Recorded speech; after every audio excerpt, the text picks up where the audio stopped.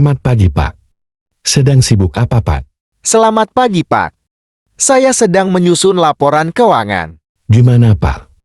Kira-kira tahun ini, apakah kita dapat memperoleh opini wajar tanpa pengecualian? Ya, itulah Pak, kesulitan yang kami temui.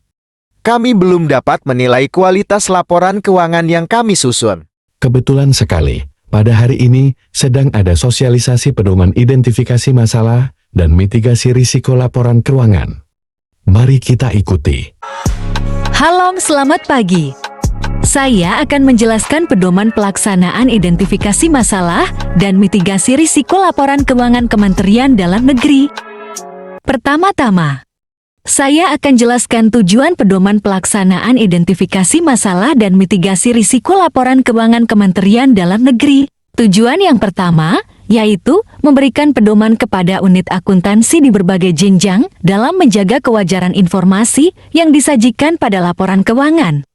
Selanjutnya, meningkatkan peran aktif penyusun laporan keuangan untuk melaksanakan identifikasi masalah dan merumuskan tindak lanjut sebagai bentuk mitigasi risiko laporan keuangan dan memperkuat koordinasi antar unit akuntansi di berbagai jenjang dalam penyusunan laporan keuangan. Pelaksanaan identifikasi masalah dan mitigasi risiko laporan keuangan dapat memberikan manfaat antara lain peringatan dini kepada penyusun laporan keuangan agar memperbaiki atau melaksanakan tindak lanjut sebagai upaya mitigasi risiko laporan keuangan, dan penyusun laporan keuangan dapat memperoleh informasi kualitas data laporan keuangan lebih lengkap dalam mendukung upaya penyajian informasi secara wajar. Identifikasi masalah dan mitigasi risiko laporan keuangan Kementerian Dalam Negeri dilaksanakan di berbagai jenjang unit akuntansi, mulai dari tingkat Satker sampai dengan tingkat kementerian.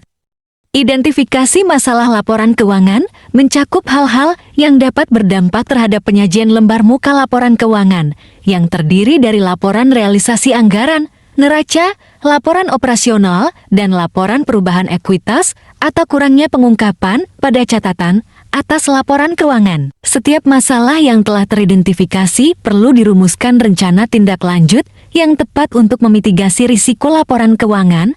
Rencana tindak lanjut sebagai upaya mitigasi risiko disusun dengan memperhatikan dampak, penyebab, dan akar masalah dari suatu risiko yang telah diidentifikasi, sehingga tindak lanjut penyelesaian masalah laporan keuangan yang dirumuskan dapat tepat sasaran. Selanjutnya, unit akuntansi pada tingkat eselon 1 dan kementerian melakukan monitoring tindak lanjut penyelesaian masalah laporan keuangan yang dilaksanakan oleh unit akuntansi pada tingkat Satker. Penguatan koordinasi antar unit akuntansi mendukung percepatan penyelesaian masalah laporan keuangan.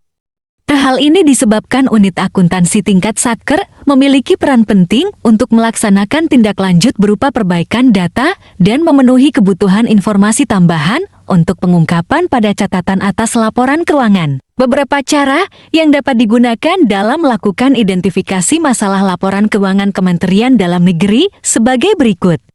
Monitoring kualitas data laporan keuangan melalui menu pada aplikasi Monsakti.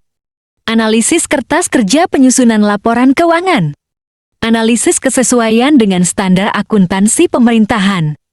Analisis kertas kerja telah laporan keuangan, dan penilaian pengendalian intern atas pelaporan keuangan dan menghimpun dokumen pendukung aktivitas pengendalian intern lainnya. Terima kasih telah mengikuti tayangan ini. Sampai jumpa pada bagian kedua yang akan menjelaskan lebih lanjut pelaksanaan identifikasi masalah dan mitigasi risiko laporan keuangan Kementerian Dalam Negeri.